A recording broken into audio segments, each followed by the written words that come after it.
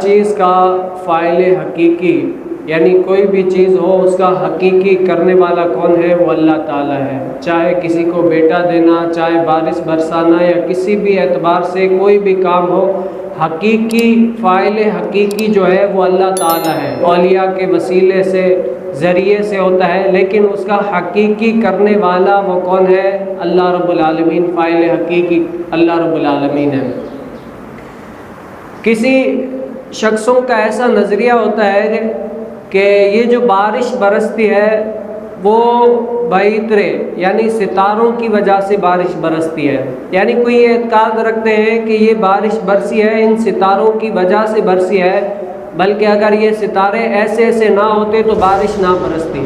یعنی ان کا یہ اعتقاد نہیں ہے کہ اللہ تعالیٰ فاعل حقیقی ہے، اللہ نے چاہا تبھی برسی ہے، نہیں، وہ کامل اعتقاد کس پر رکھتے ہیں؟ ستاروں پر، کہ ستارے یہ کہہ رہے ہیں اسی وجہ سے بارش برسی ہے۔ تو آیا یہ ان کی بات کہنا صحیح ہے یا غلط ہے؟ اور نبی کریم صلی اللہ علیہ وسلم نے اس کے بارے میں کیا ارشاد فرمایا؟ حضرت زید بن خالد جوہنی رضی اللہ تعالیٰ عنہ نے فرمایا کہ نبی کریم صلی اللہ علیہ وسلم نے ہمیں حدیبیہ میں نماز پڑھائی۔ اب جیسے نماز پڑھائی تو اس کے بعد کیا ہوا کہ بارش برسی۔ اب بارش برسی، اس کے بعد نبی کریم صلی اللہ علیہ وسلم نے رخ انور ہماری طرف کر کے اور پھر فرمایا کہ اے صحابیو، تم لوگوں کو پتہ ہے کہ اللہ رب العالمین نے مجھے کیا فرمایا؟ تو صحابہ نے عرض کی اللہ اس کا رسول خوب جانتا ہے۔ تو نبی کریم صلی اللہ علیہ وسلم نے فرمایا کہ اللہ تعالیٰ نے فرمایا کہ اے نبی کریم صلی اللہ علیہ وسلم، تمہاری امت میں سے کچھ مومن ہوں گے اور کچھ کافر۔ کیا ہے؟ تمہاری امت میں کچھ مومن ہوئے اور کچھ کافر ہوئے۔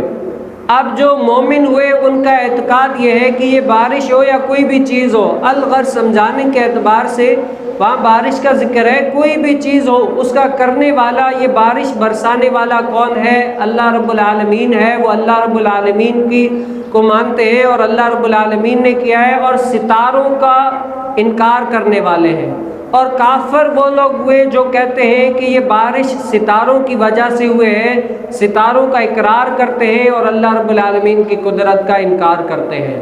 تو نبی کریم صلی اللہ علیہ وسلم نے فرمایا کہ کچھ تمہاری امت میں سے کچھ لوگ مومن ہوں گے اور کچھ لوگ کافر ہوں گے۔ اب جو چیز فاعل حقیقی ہر چیز کا کیا ہے؟ اللہ رب العالمین ہے۔ اگر کوئی یہ اعتقاد رکھتا ہے کوئی بھی چیز ہو کہ یہ کام کرنے والا کون ہے، وہ اس کی وجہ سے ہوا ہے، فلاں فلاں کی وجہ سے ہوا ہے، ورنہ اگر فلاں فلاں نہ ہوتا یا فلاں فلاں ایسا نہ کرتا تو نہیں ہوتا، کیا ہے؟ تو نبی کریم صلی اللہ علیہ وسلم نے ان کو کیا فرمایا کہ یہ فاعل حقیقی یعنی اللہ رب العالمین کی قدرت کا انکار کرنے والے اور ستاروں کو ماننے والے، اسی لیے وہ کافر ہیں۔ اور جو اللہ رب العالمین کو ماننے والے، اللہ رب العالمین کی اطاعت کرنے والے اور فاعل حقیقی اللہ کو سمجھنے والے، وہی لوگ مومن ہیں، مسلمان ہیں، حقیقی اللہ رب العالمین کو ماننے والے۔ آج ہمارا بھی نظریہ، زاویہ، عقیدہ یہی ہے کہ ہم جو کچھ بھی یعنی اللہ رب العالمین سے مانگتے ہیں یا اولیاء سے مانگتے ہیں، تو ہمارا اصل عقیدہ کیا ہے کہ اللہ رب العالمین حقیقی دینے والا اور منع کرنے والا کون ہے؟ اللہ رب العالمین ہے۔ مثال کے طور پر اگر ہم جا کر مزاروں میں بیٹے مانگتے ہیں، بیٹیاں مانگتے ہیں، بہت سارے ایسے ہوتے ہیں منتیں مانگتے ہیں، تو حقیقی طور پر کسی کو بیٹا دینا، بیٹی دینا یا الغرض کوئی بھی دنیا کا یا آخرت کا کوئی بھی کام ہم مانگیں اور وہ ہو جائے تو حقیقی اعتبار سے کرنے والا کون ہے؟ اللہ رب العالمین ہے۔ ذریعہ کون بنا؟ ذریعہ وہ اللہ، اس کے رسول صلی اللہ علیہ وسلم کا محبوب بندہ ہے، اس کے علاوہ اور ذرائع ہے، باقی سارے کیا ہیں؟ ذرائع ہیں۔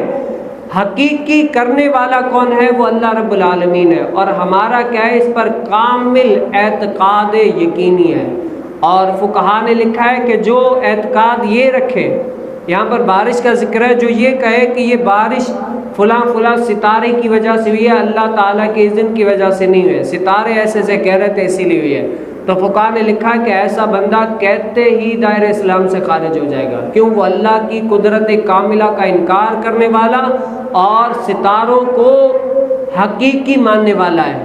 تو یہ کیا ہے؟ یہ اللہ رب العالمین کی قدرت کاملہ کا انکار کرنے والا، اور اللہ رب العالمین کی قدرت کاملہ کا انکار کرنے والا کیا ہے؟ دائرہ اسلام سے خارج ہو جاتا ہے۔